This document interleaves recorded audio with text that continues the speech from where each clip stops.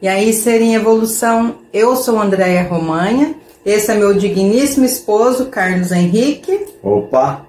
Seja muito bem-vindo à nossa família de Seres em Evolução. E nós vamos então dar sequência à nossa série sobre o livro Mais Esperto que o Diabo, de Napoleão Hill. E nós vamos continuar então e finalizar aqui neste vídeo o 4º capítulo, onde ele continua falando sobre o poder da alienação. Vamos juntos?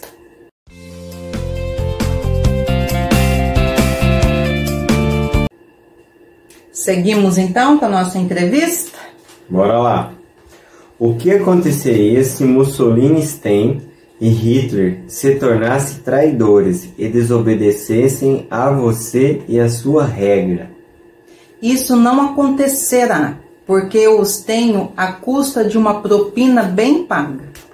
Estou pagando cada um deles com a medida de suas vaidades, fazendo com que eles acreditem que as suas ações são próprias. Isso é um truque meu. Vamos voltar aos Estados Unidos e aprender alguma coisa do que você está fazendo para converter as pessoas ao hábito da alienação. Exatamente agora estou pavimentando a estrada para um regime ditatorial, semeando as sementes do medo e da incerteza nas mentes das pessoas. Por meio de quem você está realizando seu trabalho? Principalmente por meio do presidente Franklin D. Roosevelt. Estou destruindo a sua influência com as pessoas, fazendo com que ele se aliene na questão de trabalhar um acordo entre empregadores e seus empregados. Se eu conseguir induzi-lo a alienar-se por mais um ano, ele será tão fortemente desacreditado que eu poderei entregar o país a um ditador. Se o presidente continuar a alienar-se, eu paralisarei a liberdade pessoal nos Estados Unidos, do mesmo jeito que eu destruí na Espanha, na Itália, na Alemanha e na Inglaterra. O que você está dizendo leva-me a uma conclusão de que se alienar uma fraqueza que inevitavelmente acaba em fracasso, seja por indivíduos, seja por nações, é isso que você prega? Alienar-se é a causa mais comum de fracasso em qualquer momento da vida. Consigo controlar qualquer um que eu possa induzir a formar o hábito da alienação, seja qual for a área de atuação. As razões para isso são duas. Primeira, o alienado fica tão vulnerável que consigo moldá-lo com as minhas próprias mãos e dar a forma que eu escolher a ele. Isso tudo porque a alienação destrói o poder da iniciativa individual. Segundo, o alienado não consegue buscar ajuda da minha oposição, porque a oposição não é atraída por nada que seja leve e inútil. É por isso que poucas pessoas são ricas, enquanto a maioria das pessoas é pobre. É essa exatamente a razão. A pobreza, tal como a doença, é contagiosa. Você sempre vai encontrar a pobreza entre os alienados, nunca entre aqueles que sabem o que querem e estão determinados a conseguir.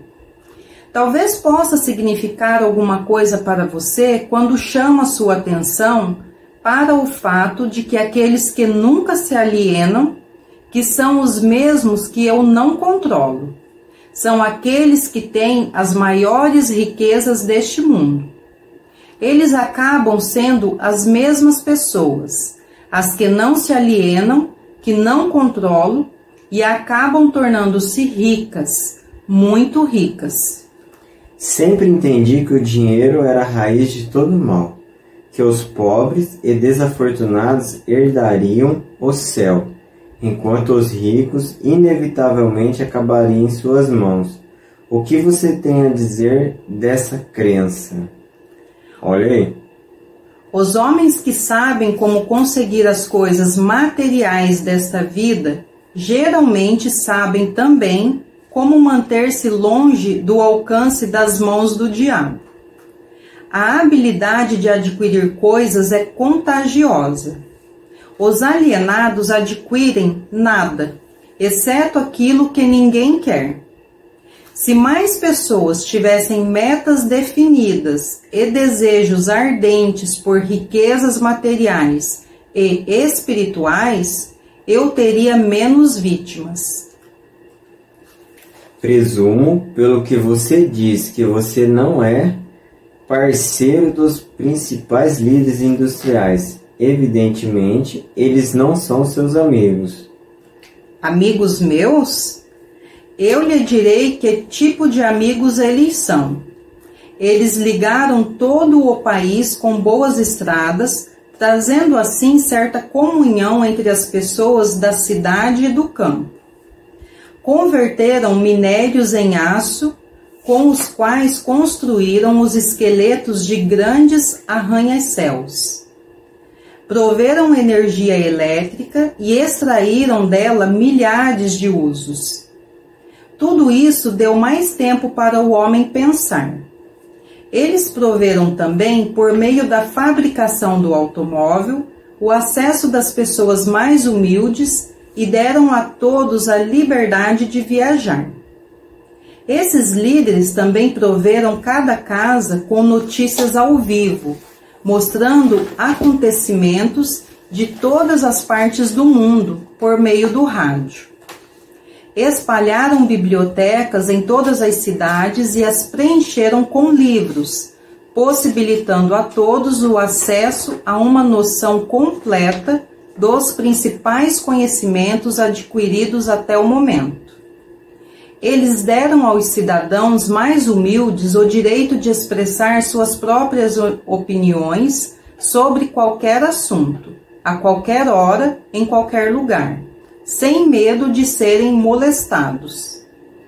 Também trabalharam para que cada cidadão pudesse ajudar a fazer as suas próprias leis, escolher os seus próprios impostos e pudessem administrar o seu próprio país por meio das eleições diretas. Essas foram algumas das coisas que os líderes industriais fizeram para dar a cada cidadão o privilégio de tornar-se um não alienado. Você acha que esses homens ajudaram na minha causa? Nem um pouco.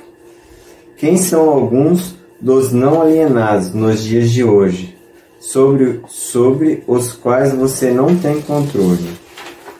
Não tenho controle sobre nenhum não alienado, seja nos dias de hoje, seja no passado. Controlo os fracos, não aqueles que pensam por si mesmos. Vá em frente e descreva um típico alienado. Dê a sua descrição ponto a ponto, de forma que eu possa reconhecer um alienado quando estiver próximo a um. A primeira coisa que você notará em um alienado é a sua total falta de propósito sobre a vida. A sua falta de autoconfiança será evidente. Ele nunca conquistará nada por meio do pensamento e do esforço. Ele gasta tudo o que ganha e gasta ainda mais se consegue crédito. Ele ficará doente ou debilitado por alguma causa real ou imaginária e clamará aos céus ao sofrer a menor dor física. Ele terá pouca ou nenhuma imaginação. Ele não terá entusiasmo nem iniciativa para começar qualquer coisa que não seja forçado a fazer, e expressará claramente a sua fraqueza, pegando o atalho de tudo que puder.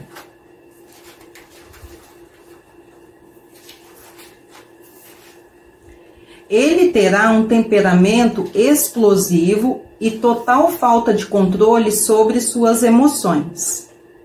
A sua personalidade será sem magnetismo e não atrairá nenhuma pessoa à sua volta. Ele terá muitas opiniões sobre muitas coisas, mas nenhum tipo de conhecimento apurado sobre nada. Ele normalmente diz saber de tudo, mas não é bom em nada. Ele se negará a cooperar com aqueles que estão à sua volta, mesmo aqueles que possam depender de seu trabalho para comida e abrigo. Ele cometerá os mesmos erros várias e várias vezes, nunca tirando proveito do fracasso. Ele terá uma mente limitada e intolerante em todos os aspectos, sempre pronto a crucificar todos aqueles que estiverem em desacordo com ele. Ele esperará tudo dos outros, mas estará disposto a dar pouco ou nada em troca. Ele começa várias coisas, mas não termina nada. Ele será taxativo na condenação do seu governo, mas ele nunca lhe dirá definitivamente como a gestão pode ser melhorada. Ele nunca tomará decisões sobre nada. Se puder evitá-las, e se for forçado a decidir, tem grande possibilidade de que ele reverta suas decisões na primeira oportunidade. Ele comerá muito e se exercitará muito pouco. Ele beberá bebida alcoólica se alguém pagar para ele. Ele apostará muito.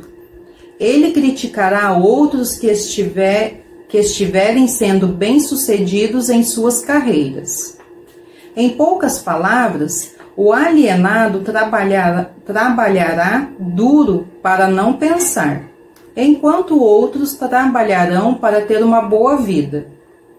Ele contará uma mentira antes de admitir sua ignorância em qualquer assunto.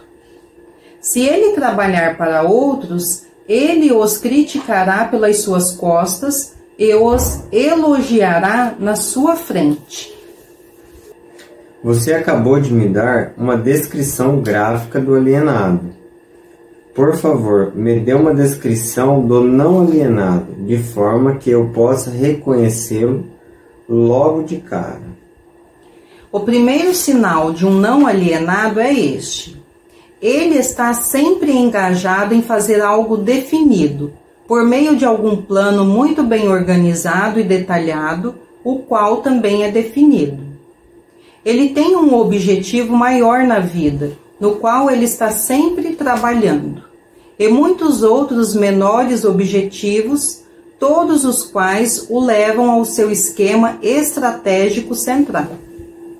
O tom da sua voz, a rapidez do seu passo, o brilho dos seus olhos, a rapidez de suas decisões claramente marcam-no como uma pessoa que sabe exatamente o que quer e está determinada a consegui-lo, não importa quanto tempo possa levar ou o preço que tenha que pagar. Se você fizer questionamentos a ele, ele lhe dará respostas diretas e nunca cairá em contradições, nem evasões ou subterfúgios, seja qual for o assunto.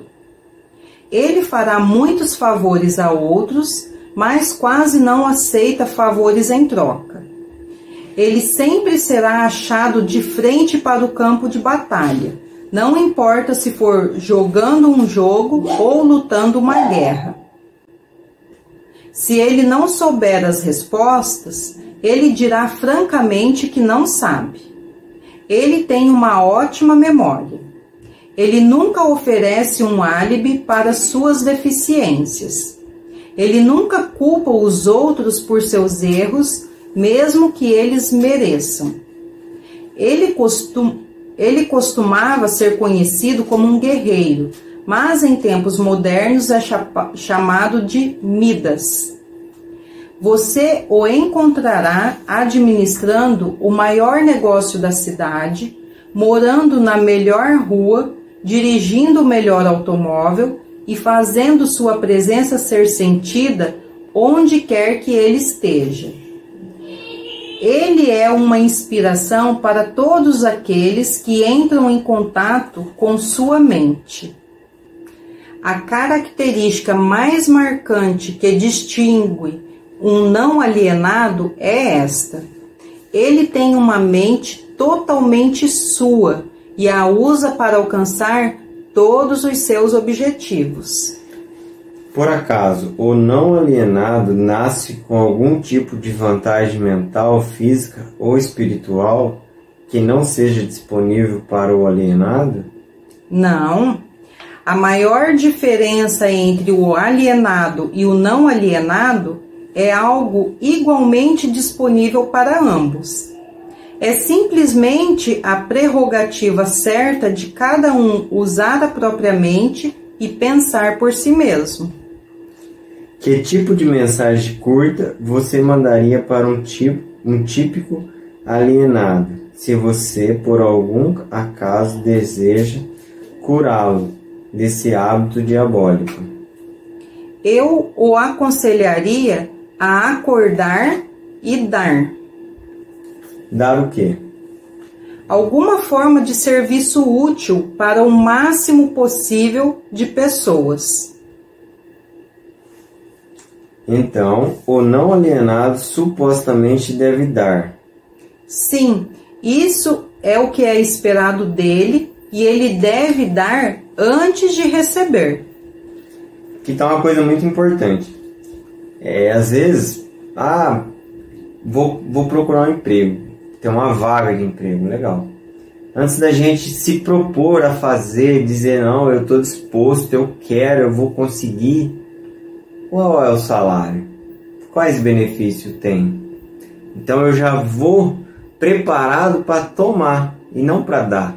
Eu tenho que fazer o quê? Dar o meu trabalho, oferecer o meu trabalho e pegar, consequentemente, a minha recompensa, certo? Mas antes de iniciar alguma coisa, eu já quero saber o que eu tenho em troca. Então, é onde a gente já começa com tudo invertido. Não tem mais aquele negócio, não, pode ficar tranquilo que eu resolvo, eu vou fazer. Você consegue? Depende, o que eu vou ganhar em troca? Sempre um jogo de receber antes de dar alguma coisa. Interesses, né? Um jogo de interesse. Algumas das pessoas duvidam da sua existência. Eu não me preocuparia com isso se fosse você. Aqueles que estão prontos para serem convertidos do hábito de alienar-se reconhecerão a autenticidade desta entrevista pela qualidade dos conselhos que estou dando. Os outros eu não perderia tempo em tentar convertê-los. Por que você não tenta me dissuadir e fazer com que eu pare a publicação desta confissão que estou arrancando de você? Porque esta seria a maneira mais certa para garantir a sua publicação. Tenho um plano melhor do que tentar suprimir a publicação desta confissão. Apressarei você para ir em frente e então sentarei e lhe assistirei sofrer quando alguns dos meus alienados de fé começarem a tornar a sua vida difícil. Eu não precisarei negar a sua história. Os meus seguidores farão isso por mim. Aguarde e verá. Aí que tá. O que acontece? A gente ouve alguma coisa e, sem analisar o que é, que nem esse livro mesmo, a capa dele é muito tenebrosa. Como a gente tem tanto medo do cara, você jamais vai ler um livro desse. E você vai ouvir falar tanto de Deus nesse livro que você vê como que a capa ali não tem nada a ver. É tipo assim, ó, já não vou nem pegar esse negócio que dá até medo do nome. Mas entra, se aprofunda no assunto. Você vai ver o quanto você vai crescer, quanto você vai se desenvolver nisso. E aí, concluindo, então nós vimos aqui drasticamente a diferença do alienado e o não alienado. O alienado é aquela pessoa procrastinadora, preguiçosa, tem preguiça de fazer, tem preguiça em ajudar, tem preguiça em pensar, se acomoda. tá tudo bem, tá tudo tranquilo e vai levando a vida. Esses são os mais suscetíveis à alienação. O não alienado é a pessoa que se dá bem. Por quê? Ele não se deu bem porque ele passou a perna em alguém. Aquela famosa crítica, né, que aquela crença limitante que o dinheiro é sujo. Nem sempre. Claro que pode existir o dinheiro sujo, assim como existe a pobreza suja, mas existe muito mais o dinheiro limpo, onde a pessoa traçou um plano, tinha um objetivo, um propósito, ele traçou estratégias, ele foi conquistando, fazendo o seu caminho, galgueando novos horizontes, a empresa foi crescendo, ele foi contratando novos profissionais para trabalhar para ele. Consequentemente, quando se cresce um negócio, quantas pessoas são beneficiadas com esse empreendedorismo? Quantas famílias tiram dali, daquele estabelecimento, o alimento? Então, a gente tem que abrir os nossos olhos e ver que se o dinheiro for conquistado de forma lícita, de forma com que você esteja pensando em caminhar para frente, você tem um plano, um objetivo, um sonho, e você sai em busca desse sonho, da conquista e da realização, você deixa de ser um alienado, porque você vai precisar colocar essas estratégias num papel, você vai precisar usar a sua mente. E não importa o que te falaram, o que vão te falar, se você pode ou não pode, você sai em busca. Você já está pensando por si mesmo. E dessa forma, você vai sim conquistar os seus sonhos e ainda vai deixar de ser um alienado. É fácil? Nem um pouco. Temos que trabalhar de pouquinho, criando hábitos bons, abandonando os hábitos ruins, tendo objetivo. Qual que é seu objetivo? O que você quer fazer? Qual que foi a sua maior decisão? Qual que foi uma decisão que pesou? Então, assim, parece que não, mas muitas pessoas não têm noção, não para analisar uma coisa assim. Ei, peraí, qual foi a maior decisão que eu tomei até hoje? O que impactou mais na minha vida e na vida da minha família? Então, assim, algumas coisas que a gente começa a trabalhar trazendo para a realidade e mudando o nosso conceito, nossa vida, nosso entendimento, e assim a gente consegue seguir. Então, nós vamos ficando e encerrando o 4º capítulo aqui. Próximo vídeo nós já vamos entrar no 5º capítulo, e aí nós vamos continuar a confissão, e ele vai vir nos falando claramente sobre os bajuladores. Quem aí é um bajulador ou tem um bajulador na vida? Então vamos entender um pouco como ele age através dos bajuladores. Fiquem com Deus e até o próximo. Bye! Bye!